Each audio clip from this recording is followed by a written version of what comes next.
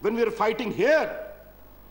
But when the Supreme Court asked the 122 licenses to be reauctioned, suddenly there was a ganging up. No. And your ministers were saying, come on, see, no return is coming about. I'm asking a question. If in the same atmosphere of gloom in the year 2010, if 3G spectrum can fetch you 1 lakh crore along with WLL, why is it after Supreme Court judgment there was a conscious attempt to ensure that whole auction fails? Because some lobby somewhere was ensuring that we have to have one-upmanship, that what we said was right. If that kind of justification is given for colonial capitalism, I'm very sorry, Honorable the Finance Minister, the state of the economy will never go. The last issue I would like to highlight, that is the issue of poverty. Of late, too much in debate. What is the poverty line? Regardless of our party divide, Honorable the Finance Minister, we all work for the poor. In a democracy of the size and diversity of India, if a political party will not work for the poor, that party cannot survive, regardless of political or ideological divide. Now, what is the benchmark of poverty? You have the Tendulkar Committee, you have the Sengupta Committee, you have the Saxena Committee, we have the shameful, audacious affidavit of the Supreme Court of India that if a man earns 32 rupees in a town, he is below the poverty line. And if he earns 28 rupees in a village, he is above the poverty line. Nothing could be more shameful than that. Then we got a collusive report of Planning Commission कि हिंदुस्तान में गरीबी कम हो गई है. Then I saw there was a revulsion among all of us across the board. Suddenly we found that even people within your party started questioning you. Even ministers said Planning Commission is the wrong. And you have got a very loquacious General Secretary of your party, whose name I did not take. He has a problem with you in all the ministry. When you were in Home Ministry also, he had a problem with you on extremism. He had a problem with you on the Finance Ministry.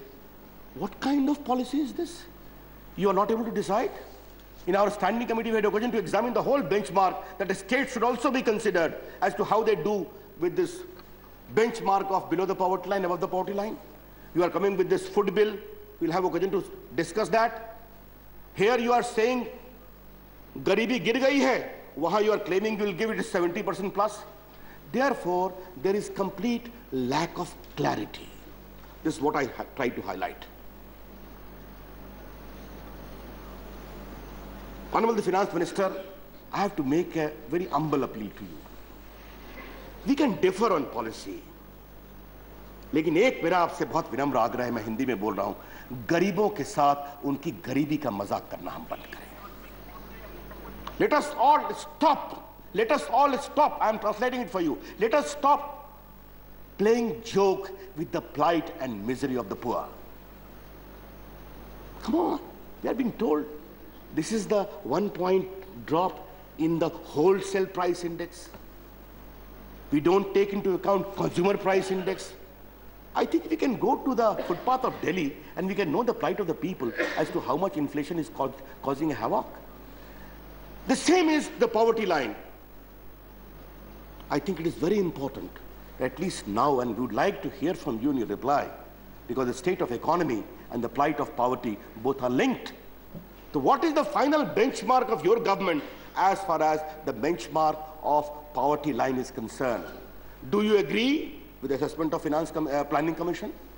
Or there is lack of clarity because the measurement of Planning Commission is on Tendulkar report. And there was the assurance in this house that we have set up Rangarajan Commission, which is going to revisit the entire benchmark. If there was a commitment by the government, how could, based upon old benchmark, which is very vulnerable and debatable, this whole figure has been arrived at? I would also like to know from you, these are my very specific queries. How much foreign investment have you got? Both in terms of FDI and both in terms of FII. The second issue I would like to know, Honorable the Finance Minister, I have got the figures. I'll wait for a response. What is the percentage of Indian economy constituted by the foreign source, FII and FDI included? And what is the percentage of Indian economy based upon domestic investment, that is by Indian investment? This clarity would like to know depending upon the size of economy. I'm sure when you will give the reply would be very difficult. When you give the reply, it will present a not a very happy picture. But I'll await for your response. What is my concluding take, Honorable the Finance Minister? Sir, I'm grateful you gave me so much time. I'm concluding in just 5 minutes' time. Whenever we talk of economy, you say external factors. दुनिया में बहुत खराबी आ गई, तो क्या करें?